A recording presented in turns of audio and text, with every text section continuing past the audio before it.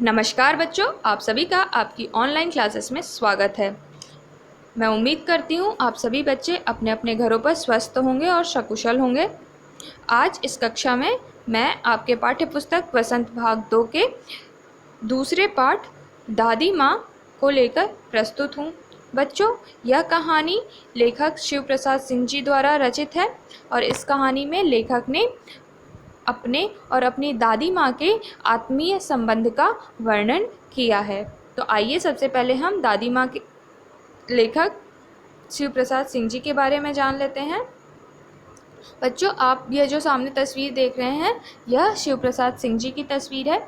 शिव प्रसाद सिंह जी का जन्म 19 अगस्त सन 1928 ईस्वी में बनारस के जलालपुर नामक गांव में एक जमींदार परिवार में हुआ था। सन 1949 ईस्वी में इन्होंने उदय प्रताप कॉलेज से इंटरमीडिएट की परीक्षा पास की और सन 1951 ईस्वी में काशी हिंदू विश्वविद्यालय से बीए की परीक्षा उत्तीर्ण की। शिव प्रसाद सिंह जी 1953 ईस्वी में हिंदी में प्रथम श्रेणी में एमए की परीक्षा पास करने वाले प्रथम व्यक्ति थे और इन्होंने सन 1953 से 1988 ईस्वी तक काशी हिंदू विश्वविद्यालय में प्रोफेसर के पद पर अध्यापन कार्य भी किया। बच्चों, दादी माँ कहानी लेखक की पहली कहानी है और इस कहानी के माध्यम से लेखक ने अपने साहित्यिक जीवन की शुरुआत की। हिंदी साहित्य में यह कहानी एक और वजह से ज़्यादा लोकप्रिय है, वह है इसकी आंचलिकता के कारण। हिंदी साहित्य में दादी माँ कहानी को पहली आंचलिक कहानी होने का गौरव प्राप्त है। इस सब के अतिरिक्त शिव प्रसाद सिंह जी की और अन्य रचनाएं हैं, जैसे नीला चांद, इनका बहुत चर्चित उपन्यास है। कर्मनाशा की हार, इनकी बहुत चर्चित कहानी है। सैलूस इत्यादि भी इनकी बहुत सारी रचनाएं हैं। बच्चों, इस कहानी को पढ़ने से पहले हम इस कहानी के पात्रों के बारे में जान लेते हैं। इस कहानी के मुख्य पात्र लेखक स्वयं हैं। इसके अतिरिक्त लेखक की दादी माँ, रामी की चाची धन्नो, किशन भैया जो लेखक के बड़े भाई हैं, और लेखक के पिताजी, ये सारे कहानी के मुख्य पात्र हैं। और इसकी सबसे मुख्य पात्र लेखक की दादी जी हैं, दादी माँ हैं, जिनके इर्द गिर्द पूरी की पूरी कहानी बुनी गई है। बच्चों, इस कहानी के माध्यम से हम लेखक और उनकी दादी माँ के बीच के आत्मीय संबंध को समझ पाएंगे और उसके साथ साथ ही हम लेखक के दादी माँ के चरित्र के द्वारा बहुत सारे मानवीय गुणों को समझ पाएंगे और उनकी विशेषताओं से, उनके गुणों से हम प्रेरणा ले सकेंगे। तो आइए हम कहानी का मुखर वाचन करते हैं और उसके कठिन शब्दों के अर्थों को जानते हैं। कहानी कुछ इस प्रकार शुरू होती है। कमजोरी ही है अपनी, पर सच तो यह है कि जरा सी कठिनाई पड़ते बीसों गर्मी, बरसात और वसंत देखने के बाद भी मेरा मन सदा नहीं तो प्रायः अनमना सा हो जाता है। मेरे शुभचिंतक मित्र मुँह पर मुझे प्रसन्न करने के लिए आने वाली छुट्टियों की सूचना देते हैं, पर पीठ पीछे मुझे कमज़ोर और जरा सी प्रतिकूलता से घबराने वाला कहकर मेरा मजाक उड़ाते हैं। मैं सोचता हूँ, अच्छा अब कभी उन बातों को ना सोचूंगा। ठीक है, जाने दो, सोचने से होता ही क्या है। पर बस मेरी आंखों के सामने शरद की शीत किरणों के समान स्वच्छ शीतल किसी की धुंधली छाया नाच उठती है। इस अनुच्छेद में बच्चों, लेखक ने अपनी परिस्थिति का वर्णन किया है कि किस प्रकार से वो अपने उम्र के 20वें पड़ाव पर भी आकर कठिनाइयों से घबरा जाते हैं और उनका मन कठिनाइयों को देखकर अनमना सा यानी कि उदास सा हो जाता है। और उनके जो शुभचिंतक यानी कि उनके हितैषी मित्र हैं, वो उनके सामने उन्हें प्रसन्न करने के लिए उन्हें इस बात की सांत्वना तो देते हैं कि उनकी कठिनाइयाँ दूर हो जाएंगी, छुट्टियाँ आने वाली हैं, लेखक घर जा सकते हैं। पर पीठ पीछे लेखक के उनका मजाक उड़ाते हैं। ये कहते हैं कि जो लेखक हैं वो प्रतिकूल यानी कि विपरीत स्थितियों से घबराने वाले हैं। लेखक को लगता है कि उन्हें इन बातों पर ध्यान नहीं देना चाहिए, पर क्योंकि इन बातों का कोई अर्थ नहीं है, किसी के मजाक उड़ाने से कुछ नहीं होता है। पर अचानक ही उनके आंखों के सामने उनकी स्नेहमयी दादी की छवि नाच उठती है, यानी कि उनको अपनी स्नेहमयी प्रेममयी दादी की याद आ जाती है। अपनी दादी को याद करते हुए लेखक आगे लिखते हैं, मुझे लगता है जैसे क्वार के दिन आ गए हैं। मेरे गांव के चारों ओर पानी ही पानी हिलोरे ले रहा है। दूर के सिवान से बहकर आए हुए मोथा और साई की अधगली घासें, घेवर और बनप्याज की जड़ें तथा नाना प्रकार की बरसाती घासों के बीच सूरज की गर्मी में खौलते हुए पानी में सड़कर एक विचित्र गंध छोड़ रहे हैं। रास्तों में कीचड़ सूख गया है और गांव के लड़के किनारे पर झाग भरे जलाशयों में धमाके से कूद रहे हैं।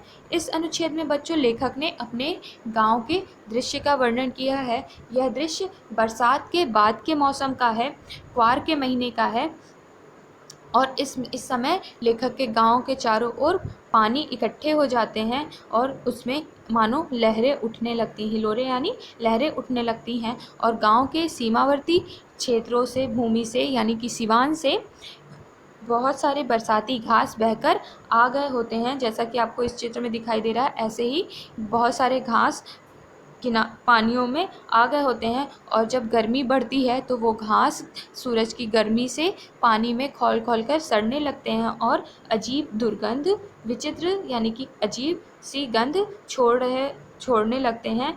और इसके बाद लेखक कहते हैं कि जो रास्तों में कीचड़ हो गए थे बरसात के कारण, वो अब धूप के कारण सूख गए हैं, और जो जलाशयों में यानी कि तालाबों में झाग भरा पानी है इस प्रकार का, उसमें जो गांव के बच्चे हैं वो कूद कूद कर नहाने लगते हैं।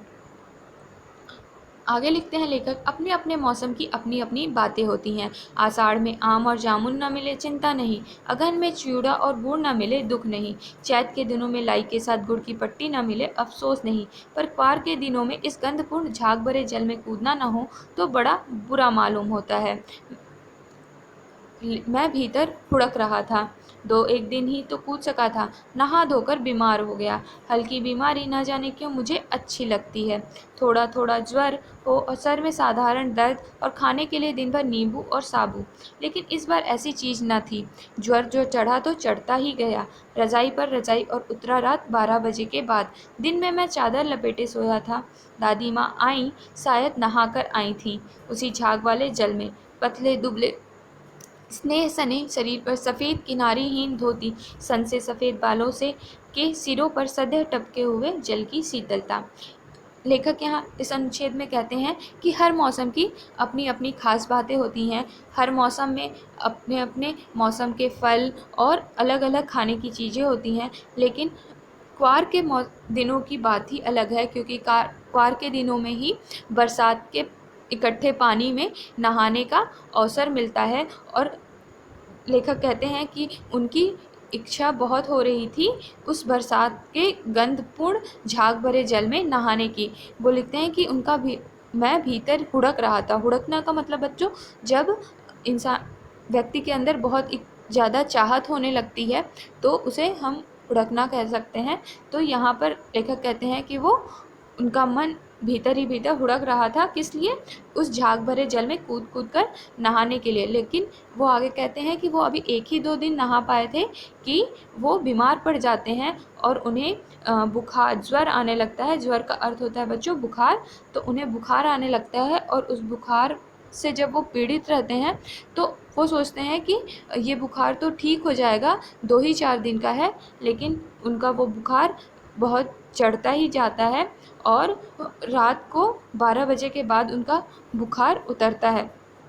और जब सुबह उनका बुखार उतर जाता है तो वो चद्दर लपेट कर सोए रहते हैं। तभी उनकी दादी माँ नहाकर आती हैं, और वो अपनी दादी माँ का वर्णन इन शब्दों में करते हैं कि उनकी दादी माँ पतली दुबली सी हैं और स्नेह सनी हैं, यानी कि प्रेम से परिपूर्ण है, और उनके शरीर पर सफ़ेद किनारीहीन धोती है, यानी कि सफ़ेद रंग की बिना बॉर्डर वाली साड़ी उन्होंने पहन रखी है, और उनके बाल सन की तरह सफ़ेद हैं। सन बच्चों एक प्रकार का पौधा होता है जिसके रेशे से धागे बनाए जाते हैं, रस्सियाँ बनाई जाती हैं, और वह बिल्कुल सफ़ेद चमकता हुआ सा होता है। तो लेखक को अपने दादी माँ के बाल भी सन से सफ़ेद लग रहे थे, और वो तुरंत चूँकि नहाकर आई हुई थी तो इसीलिए उनके बालों से पानी की बूंदें टपक रही थीं।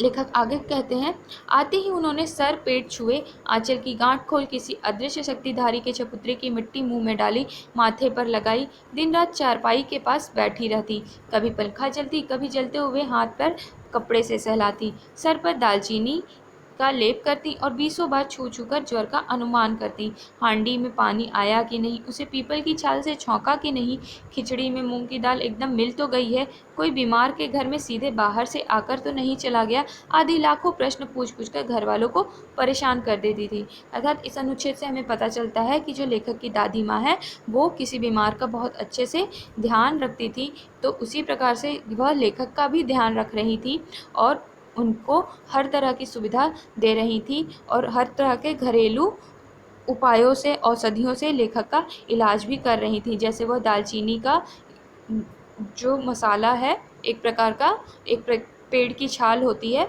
उसका लेप लगा रही थी लेखक के माथे पर, ताकि उसके ठंडक से लेखक का जो बुखार है वो कम हो जाए। और इसके बाद उनके पानी पीने के पानी को भी अशुद्ध, जो उसकी अशुद्धियाँ थी उसके दूर करने के लिए उपाय कर रही थी और साफ़ सफाई का भी वो पूरा ध्यान रख रही थी। इस प्रकार से जो लेखक की दादी माँ है वो लेखक का बहुत ही प्रेम पूर्वक, बहुत ही स्नेह के साथ ध्यान रखती हैं। लेखक आगे कहते हैं कि दादी माँ को गवई गांव की 50 किस्म की दवाओं के नाम याद थे। गांव में कोई बीमार होता उसके पास पहुँचती और वहाँ भी वही काम, हाथ छूना, माथा छूना, पेट छूना, फिर भूत से लेकर मलेरिया, सरसाम, निमोनिया तक का अनुमान विश्वास के साथ सुनाती। महामारी और विसूचिका के दिनों में रोज़ सवेरे उठकर स्नान के बाद लवंग और गुड़ मिर्च से जलधार, गुग्गल और धूप सफाई कोई उनसे सीख ले। दवा में देर होती, मिश्र या शहद खत्म हो जाती, चादर या गिलाफ नहीं बदले जाते तो वे जैसे पागल सी हो जाती। बच्चों, विसूचिका हम हैजा को कहते हैं, जिसे आप कॉलरा के नाम से भी जानते हैं। लवंग, लौंग को कहते हैं, ये भी एक प्रकार का मसाला है और इसे हम अंग्रेजी में क्लॉव कहते हैं। और गिलाफ का अर्थ होता है बच्चों तकियों का खोल। इस अनुच्छेद से हमें लेखक यह बताते हैं कि जो उनकी दादी माँ है वो केवल अपने घर के सदस्यों का ही ख्याल नहीं करती, बल्कि हर गांव में यदि कोई भी बीमार पड़ जाए तो वो उनका ख्याल रखती हैं। हर तरह की बीमारियों का उन्हें अनुमान है, उन्हें हर तरह की बीमारियों के लक्षण पता है और उन्हें इतना अधिक अनुभव है कि वह छूकर ही बता देती हैं कि कौन सी बीमारी है, वो मलेरिया है, सरसाम है या निमोनिया है। और यदि गांव में यदि कोई महामारी फैल जाए, जैसा कि हमारे आज के तत्कालीन समय में फैला हुआ है कोविड-19 जैसी महामारी, तो पहले भी महामारियाँ फैलती थी, हैजा एक प्रकार की महामारी ही थी। तो अगर महामारी गांव में फैल जाए तो जो दादी माँ है वो सुबह सुबह स्नान कर लेती थी और स्नान करने के बाद जितनी भी औषधि वाली चीज़ें हैं, जैसे लौंग, गुड़, गुग्गुल और धूप, इन सारी चीज़ों का सेवन करती थी और साफ़ सफाई का बहुत ध्यान रखती थी। क्योंकि बच्चों, ज़्यादातर बीमारियां और महामारियां, छुआछूत वाली बीमारियां जो होती हैं वो ज़्यादातर गंदगी के वजह से ही होती हैं। इसीलिए वो अपने आसपास हर तरह से साफ़ सफाई रखा करती थी। और अगर साफ़ सफाई में किसी भी प्रकार की चूक हो या जो घरेलू औषधियाँ हैं अगर वो समाप्त हो जाएँ तो दादी गुस्सा हो जाया करती थी। लेखक आगे लिखते हैं, बुखार तो मुझे अब भी आता है, नौकर पानी दे जाता है, मिस महाराज अपने मन से पकाकर खिचड़ी और साबू, डॉक्टर साहब आकर नाड़ी देख जाते हैं और कुनैन मलेरिया की दवा की शीशी की तिताई के डर से बुखार भाग भी जाता है, पर न जाने क्यों ऐसे बुखार को बुलाने को जी नहीं चाहता। अब लेखक कह रहे हैं कि पहले जब बुखार आता था तो उन्हें अच्छा लगता था, क्योंकि उस समय उनकी दादी माँ उनका ध्यान रखने के लिए होती थी। पर अब जब उन्हें बुखार आता है तो अब उन्हें बुखार को ज़्यादा दिन तक रखने का जी नहीं करता और वह तुरंत ही डॉक्टर की दवाइयों के डर से, जो कि बहुत तिताई जिनकी होती है, यानी जो बहुत तीखापन होता है जिनमें, उन दवाइयों के डर से उनका बुखार तुरंत भाग भी जाता है।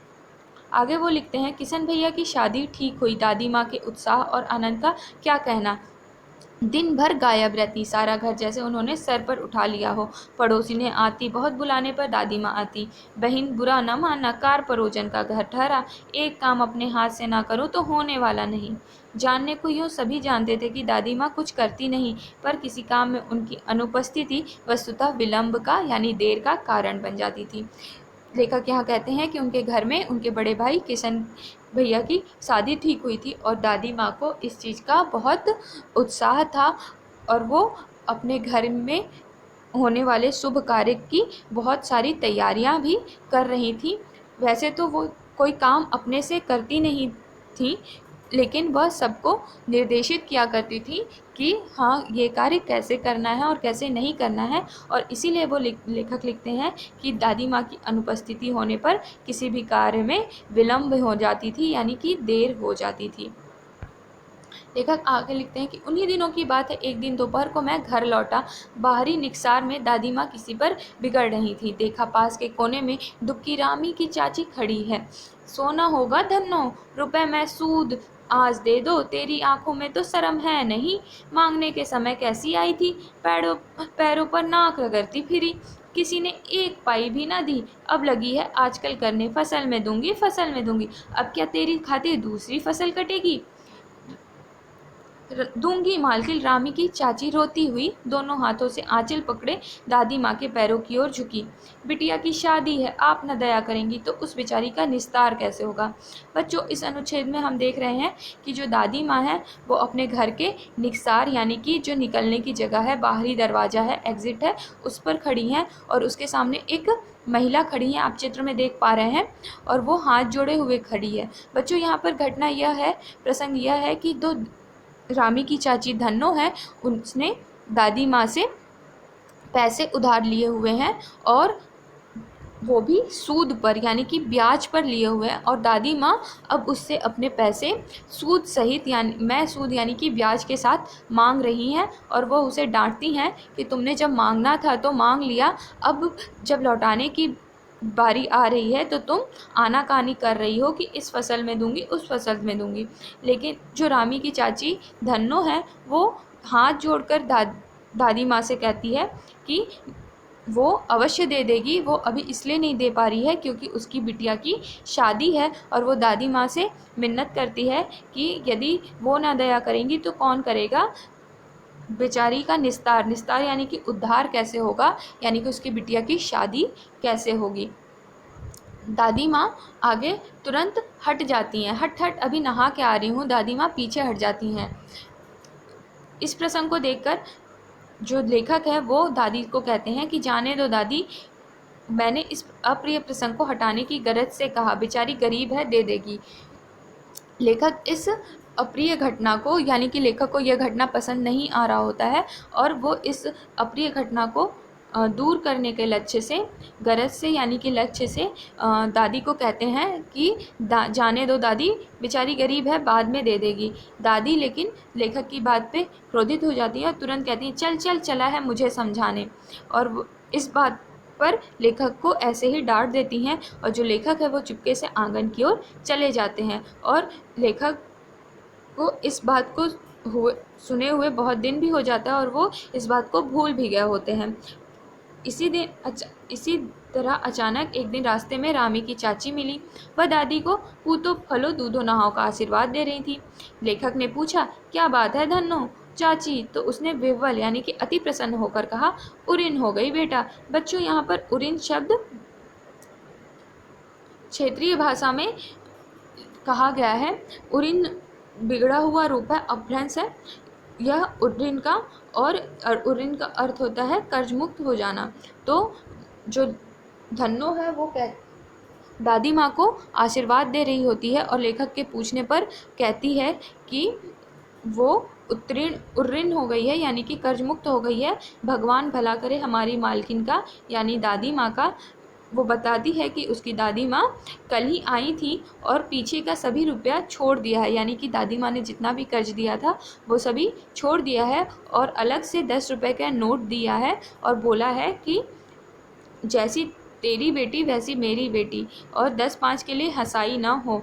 देवता है बेटा देवता, यानी कि धन्नो कहती है कि जो दादी माँ है उन्होंने धन्नो के सारे पिछले कर्ज माफ़ कर दिए हैं और बेटी की शादी के लिए उसे 10 रुपए के नोट अलग से दिए हैं, जिससे कि बेटी की शादी में कोई कमी ना हो और उसकी हंसाई ना हो, अर्थात लोग उसका मजाक ना बनाएं। तो इस प्रकार से इस प्रसंग से हमें पता चलता है कि जो लेखक की दादी माँ है वो हर ज़रूरतमंद की मदद करती हैं और हमेशा सबकी सहायता करती हैं।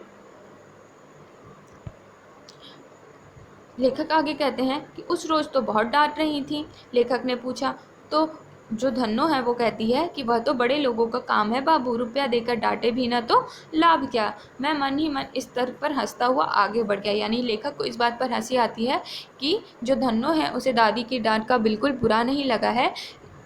उसे इसलिए बुरा नहीं लगता है क्योंकि जो धन्नो है वो दादी माँ का सम्मान करती है। वो जानती है कि जो दादी माँ है वो दिल की बुरी नहीं है, वो हमेशा सबकी सहायता करती हैं, हर ज़रूरतमंद को उसकी ज़रूरत पड़ने पर सहायता करती हैं।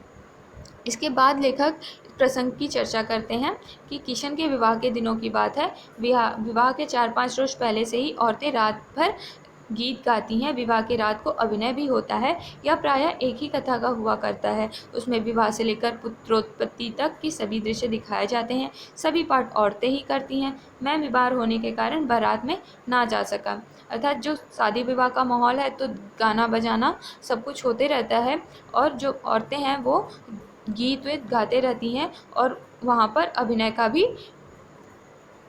प्रसंग चलता है। तो जो लेखक हैं वो एक लड़का है और लड़कों को औरतों की इन नाटकों को देखने का मौका नहीं दिया जाता था। लेकिन जो लेखक हैं वो बीमार होने के कारण बारात में नहीं गए थे और इस कारण से वो और उनके मामा के भाई जो ममेरे भाई राघव, जो कि बारात जाने के बाद पहुंचा था, वो दोनों लोग दालान में यानी घर के बाहरी कमरे में सो रहे थे और उनके सोने पर जो औरतें गाना बजाना गीत संगीत कर रही थी उन लोगों ने आपत्ति जताई कि इन लोगों को यहाँ नहीं होना चाहिए।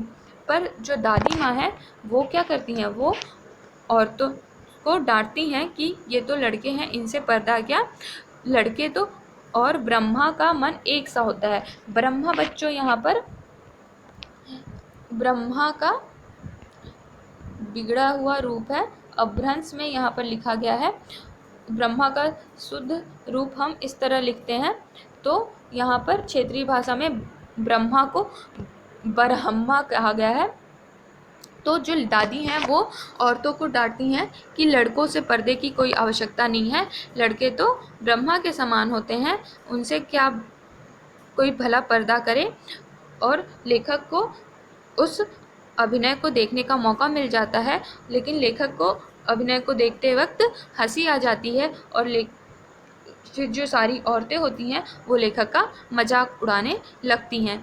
परंतु जो दादी माँ हैं वो उनका बचाव करती हैं, लेखक का बचाव करती हैं और अंत में लेखक कहते हैं कि वस्तुतः किसी प्रकार का अपराध हो जाने पर जब हम दादी माँ की छाया में खड़े हो जाते तो अभय दान मिल जाता। अभय दान का यहाँ तात्पर्य है बच्चों कि जो लेखक की दादी माँ है वो उन्हें हर प्रकार की कठिनाइयों से या हर प्रकार की मुश्किलों से बचा लेती हैं, हर प्रकार की परिस्थितियों में उनकी सहायता करती हैं। और इसी कारण जो लेखक हैं वो निर्भीक होकर अपना जीवन जीते हैं और उन्हें किसी बात का डर नहीं रहता।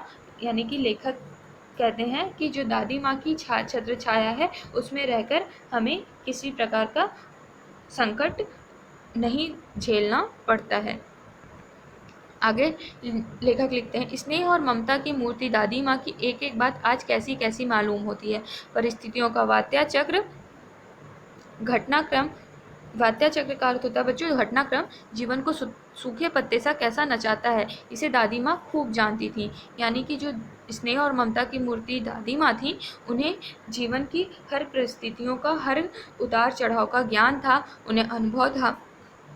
लेखक आगे लिखते हैं कि दादा की मृत्यु के बाद से ही वे बहुत उदास रहती थी। संसार उन्हें धोखे की टट्टी मालूम होता।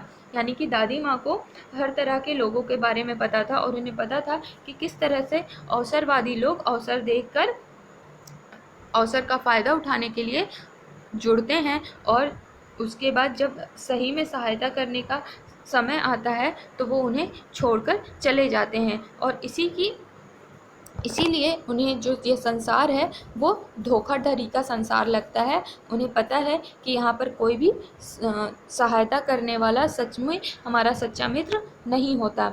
वो आगे लिखते हैं लेखक कि दादा की मृत्यु के बाद कुकरमुत्ते की तरह बढ़ने वाले मुंह में राम बगल में छुरी रखने वाले दोस्तों की शुभचिंता ने घर की स्थिति को डवाडोल कर दिया था। यानी कि जो लेखक के घर की आर्थिक स्थिति थी वह बिगड़ चुकी थी। दादा के श्राद्ध में दादी माँ के मना करने पर भी पिताजी ने जो अतुल यानी कि बहुत अधिक संपत्ति व्यय यानी कि खर्च की, वह घर की तो थी नहीं। यानी कि उनके पिताजी की अदूरदर्शिता के कारण लेखक के घर की आर्थिक स्थिति खराब हो जाती है, क्योंकि लेखक के दादाजी के श्राद्ध क्रम में बहुत सारा कर्ज लेकर धन खर्च किया था। दादी माँ के मना करने पर भी उन्होंने बहुत अधिक धन संपत्ति खर्च की थी, और वो भी कर्ज लेकर। दादी माँ अक्सर उदास रहा करती। माह के दिन थे, कड़ाके का जाड़ा पड़ रहा था। पछुआ का सन्नाटा, पछुआ का अर्थ होता है बच्चों पश्चिम से चलने वाली हवा। तो पछुआ का सन्नाटा और पाले की शीत हड्डियों में घुसी पड़ती। शाम को मैंने देखा दादी माँ गीली धोती पहने कोने वाले घर में एक संदूक पर दिया जलाए हाथ जोड़कर बैठी हैं। उनकी स्नेह कातर आंखों में मैंने आंसू कभी नहीं देखे थे। मैं बहुत देर तक मन मारे उनके पास बैठा रहा। उन्होंने आंखें खोली। बच्चों, यहाँ पर लेखक कह रहे हैं कि एक शाम उन्होंने अपनी दादी को बहुत उदास और आंखों में आंसू भरे हुए एक संदूक के सामने बैठे हुए देखा, और संदूक पर क्या था? एक दिया जल रहा था। जैसा कि आपको चित्र में दिखाई दे रहा है, ऐसा ही कुछ दृश्य था। और लेखक आगे लिखते हैं कि दादी माँ को देखकर उन्हें बहुत उदासी होती है। वो अपनी मन मारे यानी उदास होकर दादी माँ को देखते रहते हैं, और जैसे ही दादी माँ आंखें खोलती है वो दादी माँ से कहते हैं दादी माँ। तो उनकी दादी माँ कहती हैं, क्या है रे, तू यहाँ क्यों बैठा है? मतलब वो पूछती हैं कि तुम यहाँ क्यों बैठे हो? तो लेखक कहते हैं, दादी माँ एक बात पूछूं, बताओगी ना? मैंने उनकी स्नेहपूर्ण आँखों की ओर देखा। यानी कि लेखक दादी की आंखों की ओर देखकर पूछते हैं कि दादी माँ एक बात पूछूं, तुम बताओगी? तो दादी माँ बोलती हैं, क्या है, पूछ। तो लेखक कहते हैं, तुम रोती थी। यानी कि लेखक पूछते हैं अपनी दादी माँ से कि क्या तुम रो रही थी? तो दादी माँ मुस्कुरा देती हैं और कहती हैं, पागल, तूने अभी खाना भी नहीं खाया ना, चल चल। यानी कि जो दादी माँ है वो बात को टाल देती हैं और लेखक को खाने के लिए खींचकर ले जाने लगती हैं। लेखक के यह कहने पर कि धोती बदल लो, तो दादी कहती हैं कि उन्हें सर्दी गर्मी नहीं लगती। यानी कि दादी माँ हर तरह के कठिनाइयों को, हर तरह की तकलीफ़ों को बर्दाश्त कर सकने वाली होती हैं। वो लेखक को खींचकर ले जाती हैं रसोई में खाना खिलाने के लिए। सुबह लेखक कहते हैं कि सुबह उन्होंने देखा कि चारपाई पर बैठे पिताजी और किशन भैया मन मारे कुछ सोच रहे हैं। यानी कि जो उनके पिताजी हैं और जो उनके बड़े भाई किशन हैं, वो कुछ सोच रहे हैं, मन मारे यानी उदास होकर कुछ सोच रहे हैं। वो दोनों आपस में बात करते हैं कि दूसरा चारा ही क्या है, यानी दूसरा उपाय ही क्या है। बाबू बोले, यानी लेखक के पिताजी बोले, रुपया कोई देता नहीं, कितने के तो अभी पिछले भी बाकी हैं। वे रोने रोने से हो गए। तो तब तक दादी माँ वहाँ आ जाती हैं और कहती हैं, रोता क्यों है रे? माथा सहलाते हुए कहती हैं, मैं तो अभी हूँ ही। यानी कि लेखक के पिताजी के अदूरदर्शिता के कारण उनके घर की जो आर्थिक स्थिति खराब हुई थी और उनका परिवार जो कर्ज में डूब गया था, इस पर भी दादी माँ क्रोधित नहीं होती और आकर कहती हैं कि तुम लोग रोते क्यों हो, मैं तो अभी हूँ ही। यानी कि वो अपने आप को घर की सबसे बड़ी समझती हैं और यह अपने ऊपर जिम्मेदारी लेती हैं कि घर में जो भी संकट आए उसका समाधान उन्हें ही करना है। और इसीलिए वो कहती हैं कि अभी वो जिंदा हैं, अभी उनके बेटों को रोने की या चिंता करने की आवश्यकता नहीं है। उन्होंने संदूक खोलकर एक चमकती सी चीज़ निकाली। दादी माँ अपने संदूक से एक चमकती हुई चीज़ निकालती हैं और कहती हैं कि तेरे दादा ने यह कंगन मुझे इसी दिन के लिए पहनाया था, उनका गला भराया। मैंने इसे पहना नहीं, इसे सहेज कर रखती आई हूँ, यह उनके वंश की निशानी है। उन्होंने आंसू पोंछकर कहा, पुराने लोग आगा पीछा सब सोच लेते थे बेटा। अपने यहाँ पर दादी माँ अपने संदूक से एक चमकती सी चीज़ निकालती हैं और उसे लेखक को देते हुए कहती हैं कि यह उनके दादा ने बनवाई थी। वो एक चमकती सी चीज़ कंगन होती है और वो अपने पोते को देते हुए कहती हैं कि यह उनके दादा ने बनवाई थी और उसे उन्होंने अभी तक कभी पहना नहीं है। आज तक वह उसे संजो कर सहेज कर रखती आ रही हैं क्योंकि यह उनके वंश की निशानी है। और इसके बाद वो कहती हैं कि पुराने लोग आगा पीछा सब सोच लेते थे बेटा, यानी कि जो पुराने लोग थे, यानी जो बड़े बुजुर्ग थे, वो बुद्धिमानी से सोचते थे, बुद्धिमानी से कार्य करते थे और सोच समझकर ही कोई निर्णय लिया करते थे। इस समय लेखक कहते हैं कि सचमुच मुझे दादी माँ साप भ्रष्ट देवी सी लगी, यानी कि इस समय लेखक को अपनी दादी माँ किसी देवी के समान लगती हैं और वो देवी किसी न किसी श्राप से ग्रस्त है। इसी कारण से उनके जीवन के जो दुख हैं वो समाप्त ही नहीं हो रहे हैं, अंत अंत तक उनके जीवन में दुख चले ही आ रहा है। आगे लेखक लिखते हैं कि धुंधली छाया विलीन हो गई, यानी कि जो लेखक के मन के आगे दादी माँ की छाया उभर आई थी वह कहीं खो गई, विलीन हो गई यानी खो गई। वह आगे कहते हैं कि मैंने देखा दिन काफ़ी चढ़ आया है, पास के लंबे खजूर के पेड़ से उठकर एक कौवा अपनी घिनौनी यानी कि घृणित काली पांखें फैलाकर मेरी खिड़की पर बैठ गया। हाथ में अब भी किशन भैया का पत्र काँप रहा है। लेखक के हाथ में उनके बड़े भाई का पत्र है। यह बात बच्चों लेखक ने जब अपनी कहानी की शुरुआत की थी उस दिन की है, लेखक के वर्तमान समय की है। और वो कहते हैं कि उनके हाथ में किशन भैया का पत्र है, उनके बड़े भाई का पत्र है, जिसमें यह लिखा हुआ है कि दादी माँ नहीं रहीं और उनके आँखों में काली चींटियों सी कतारें धूमिल हो रही हैं, यानी उनकी आँखों में आंसू आ गए हैं और उनकी आँखों के सामने से सब कुछ धूमिल हो रहा है। पत्र पे लिखे हुए अक्षर उन्हें काली चींटियों के कतार के समान लगते हैं और वो भी आँखों में आंसू भर जाने के कारण धूमिल यानी कि धुंधली हो रहे हैं। वो कहते हैं कि उनको अपने आँखों पर विश्वास नहीं होता।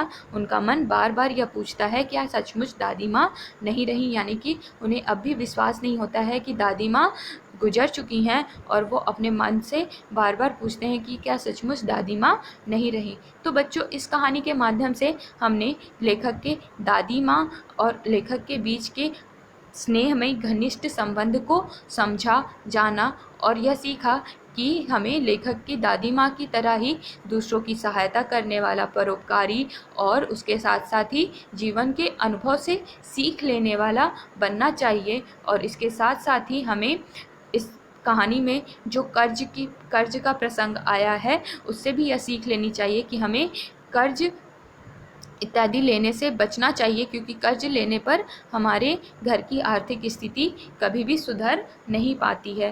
तो इस कहानी के माध्यम से लेखक ने हमें कई तरह के सामाजिक विचारों की ओर, सामाजिक स्थितियों की ओर हमारा ध्यान आकर्षित किया है। हमें यह दिखाने की कोशिश की है कि किस प्रकार हमारे समाज में आज भी क्या है, कर्ज और भुखमरी जैसे हालात हैं और इन सब चीज़ों से हमें बचने की आवश्यकता है और हमें अपने विवेक का काम लेते हुए हमें सोच समझकर कभी भी कोई भी निर्णय लेना चाहिए। हमें हमेशा दूरदर्शिता दिखानी चाहिए, दूर का सोचकर ही कोई कार्य करना चाहिए, भविष्य का ही सोचकर कोई कार्य करना चाहिए। बच्चों आज के सेशन के लिए इतना ही। अगले सेशन में हम आपके इसी पाठ का प्रश्न अभ्यास को हल करेंगे। आप सभी इस पाठ में जितने भी कठिन शब्दों के अर्थ दिए गए हैं, रंगीन शब्दों में जो लिखे गए हैं, उसे अपने कॉपी पर अवश्य नोट कर लीजिए। आज के लिए धन्यवाद। बच्चों यहाँ आपको गृह कार्य के लिए मैं कुछ प्रश्न दे रही हूँ जो कि पाठ पर ही आधारित है। आपने जो यह कहानी पढ़ी है आज, उसी पर आधारित ये 3 प्रश्न हैं जिसके उत्तर आपको अपने गृह कार्य में देने हैं। मुझे उम्मीद है आप सभी बच्चों को यह कहानी बहुत अच्छे से समझ में आई होगी और आप इन तीनों प्रश्नों के उत्तर अपने कॉपी में अपने गृह कार्य में अवश्य लिखेंगे। आपका पहला प्रश्न है कि लेखक को अपनी दादी माँ के साथ साथ बचपन की और किन किन बातों की याद आ जाती है। यानी लेखक जब अपनी दादी माँ को याद करता है पहले अनुच्छेद में, तो उसके बाद उसे अपने गांव की और कौन कौन सी बातें याद आ जाती हैं, आपको इसे लिखना है। दूसरा प्रश्न है आपका कि दादा के मृत्यु के बाद लेखक की घर की आर्थिक स्थिति खराब क्यों हो गई थी। यानी कि आपको कारण बताना है कि दादा की मृत्यु के बाद लेखक के जो घर की आर्थिक स्थिति है वो क्यों बिगड़ गई थी या खराब हो गई थी। उसके बाद आपका तीसरा प्रश्न है कि दादी माँ के स्वभाव का कौन कौन सा पक्ष आपको सबसे अच्छा लगा और क्यों लगा। यानी कि आपने इस कहानी में सबसे अधिक दादी माँ के बारे में ही पढ़ा, तो दादी माँ की चरित्र की ऐसी कौन कौन सी विशेषताएं हैं, यानी दादी माँ का ऐसा कौन कौन सा स्वभाव था जो आपको बहुत अच्छा लगा और वो आपको क्यों अच्छा लगा, इसे भी आपको इसके उत्तर में लिखना है। तो मुझे उम्मीद है बच्चों आप सब इन तीनों प्रश्नों के उत्तर बहुत अच्छे से आसानी से दे पाएंगे। मैं आप सभी का पुनः धन्यवाद करती हूँ और कामना करती हूँ कि आप सब अपने अपने घरों पर स्वस्थ रहें और सकुशल रहें। Stay home, stay safe.